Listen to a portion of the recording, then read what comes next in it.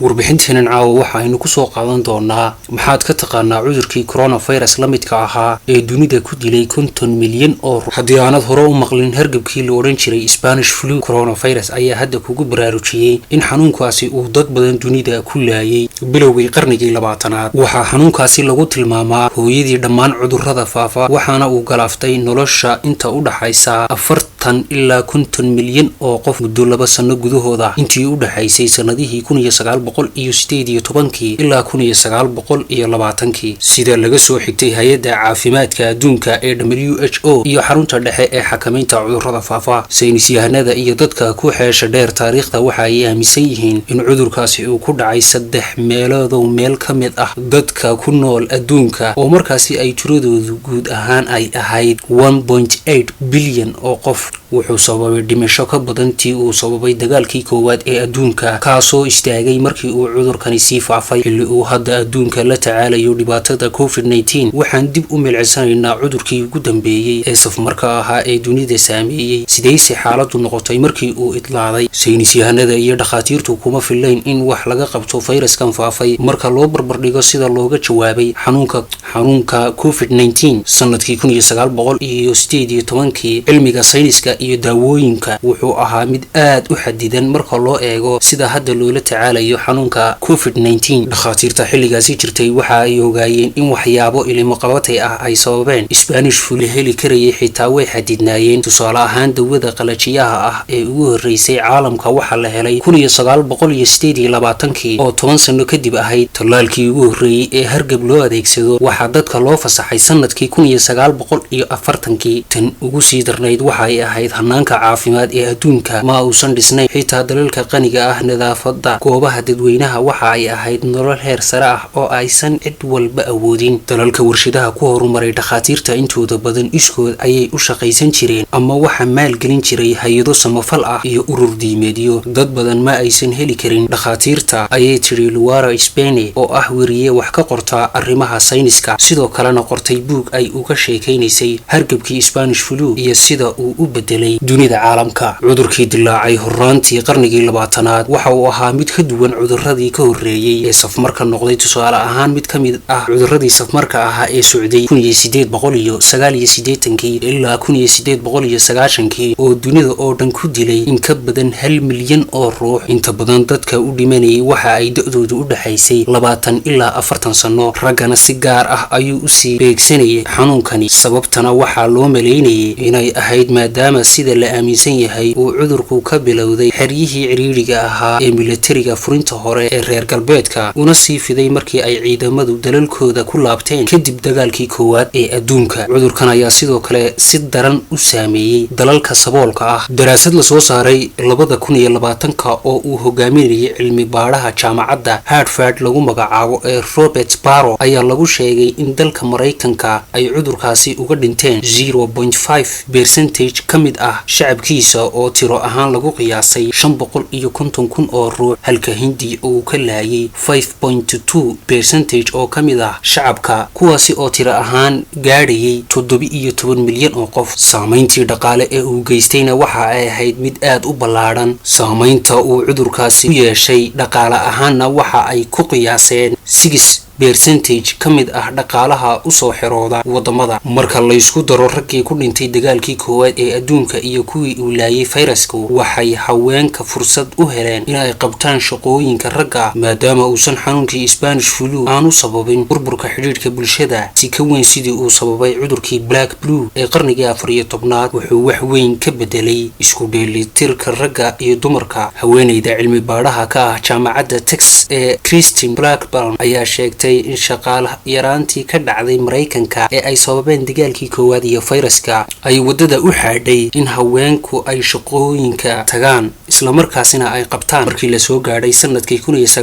1920 haweenku waxa ay shaqaalaha dalalka ka ahaayeen 21%, ayay tiri Blackburn. isla sanadkaasi aqalka wakiilada Mareykanka ee Koongareeska ayaa saxeexay sharcigii dumarka u ogolaanayay xuquuqda codaynta doorashada. waxaa cadaymo loo hayaa in cudurka cudurkii dilaacay sanadkii 1918 uu wax badan ka bedelay xuquuqda haweenka ee caalamka ayay hadalkeeda sii raacisay Blackburn. mushaaraadkii shaqaalaha ayaa sidoo kale la kordhiyey maadaama ay jirtay shaqaale la'aan. daraasado laga sameeyay dalal badan ayaa muujiyay in carruurta cusub ee dhalanaysay inta uu cudurkaasi socday ay khatar weyn ugu jireen fayraska. saynisyahanada sameeyay cilmi baadhistan ay ku daraasaynayeen carruurta cusub ee dhalanaysa intii uu socday cudurka Spanish flu waxaynay ogaadeen in ay aad halis ugu jireen dhibaatooyin ay ka mid yihiin wadna xanuun, taasi oo ay uga duwanaayeen carruurtii dhalatay fayraska ka hor iyo kadibba. daraasado laga sameeyay dalalka Ingiriiska iyo Brazil ayaa muujiyay in carruurtii dhalatay intii u dhaxaysay 1918 ilaa 1919 ay ku yaraayeen kuwa shaqo helay ama waxbarasho heerka sare ah ku biiray ama aaday. sheekooyinka qaar waxa ay arrintaasi ku macneeyeen saameyn ka timid walwalka iyo hooyooyinka uurka leh ka qaadeen cudurkaasi faafayay waqtigaasi. ardaydii Mareykanka ee dhalatay 1919 ayaa la sheegay in iyaguna ay ka fahmo yaraayeen kuwa kale. Gandhi iyo wadaniyiintii kale ee Hindiya waxa ay cod dheer yeesheen markii uu cudurka Hindiya haleelay kadib. sanadkii 1918 Hindiya waxa ay ku hoos jirtay gumaysigii Ingiriiska oo xukumaysay hal qarni in ka badan. fayraskii Spanish flu ayaa dalkaasi gaadhay bishii May ee isla sanadkaasi wuxuuna dadka Hindida ah u sameeyay si ka daran sidii uu u saameeyay dadkii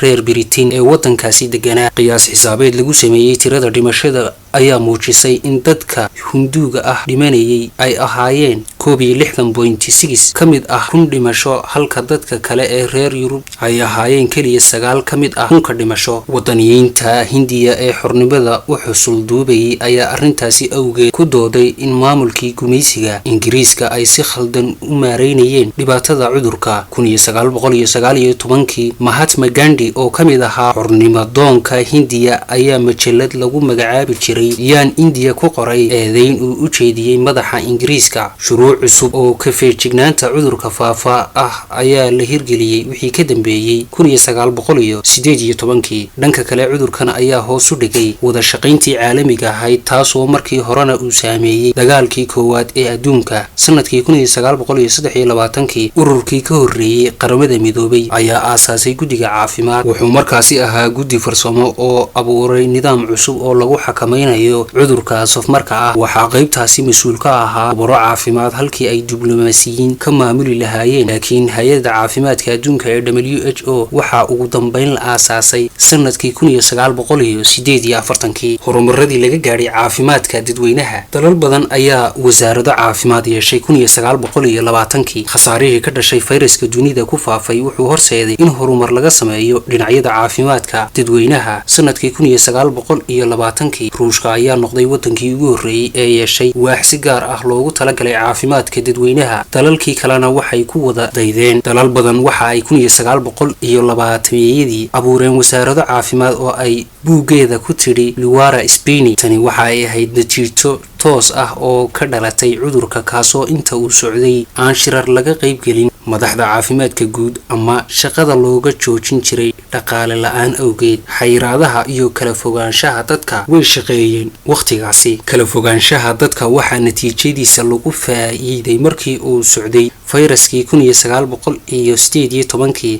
faqri caan baxay ayaa u dhaxeeyay laba magaalo oo ka tirsan Mareykanka bishii Sebtembar ee sanadkii 1918. magaalooyinka Mareykanka waxaa ka socday olole dhaqaale iyo taageero lagu raadinayay dagaalka weli socday. labo ka mid ah magaalooyinkaasi ayaa qaaday tallaabooyin kala duwan, laakiin cudurka Spanish flu ayaa sanadkaasi gaadhay Mareykanka markii ay magaalada Philadelphia go'aansatay in qorshaheeda dadka isugu imaanayeen ku sii socoto magaalada. waxa ay go'aansatay inay joojiso. hal bil kadib dhimashada cudurka ee magaalada Philadelphia waxay ka sarreysay 10,000 oo ruux, laakiin St. Louis waxaa ku dhintay wax ka yar 700 oo qof kadib markii iyadu ay joojisay isdhexgalka bulshada. magaalooyinkii xayiraada soo rogay ayaa sidoo kale dhaqso uga soo kabtay khasaarihii dhaqaale. cudurkaasi ma la iloobay mise lama iloobin ayay tahay su-aasha isweydiinta leh. Edvard Munch oo sawir isaga ah gacantiisa ku xardhay wuxuu ka mid yahay farshaxanka dhifka ah ah ee lagu xasuusto cudurkii 1918 safmarka ah ee dunida soo maray ee lagu magacaabi jiray Spanish flu iyadoo casharo badan laga qaatay haddana Spanish flu wuxuu noqday cudur siyaabo badan loo iloobay isla sida COVID-19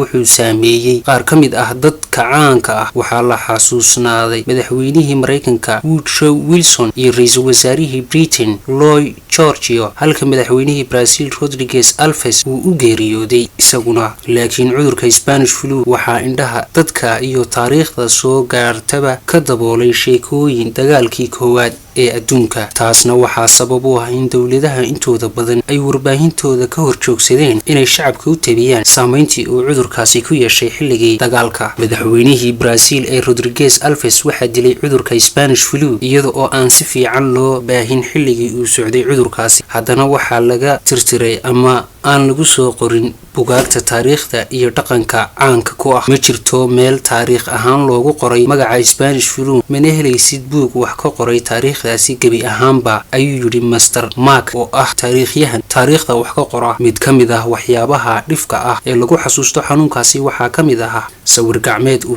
farshaxaamistihii reer Norway lagu magacaabi jiray Edvard Munch iska sameeyay isagoo oo la xanuunsanaya cudurkaasi Spanish flu waa hubaan in cudurka COVID-19 uu hadda wax badan dib u xasuusiyay dadka caalamka ku nool waa Mustafa Axmed Samakaab wakaalada caalamiga ah ee Samakaab 47 Media Group magaalada Hargeysa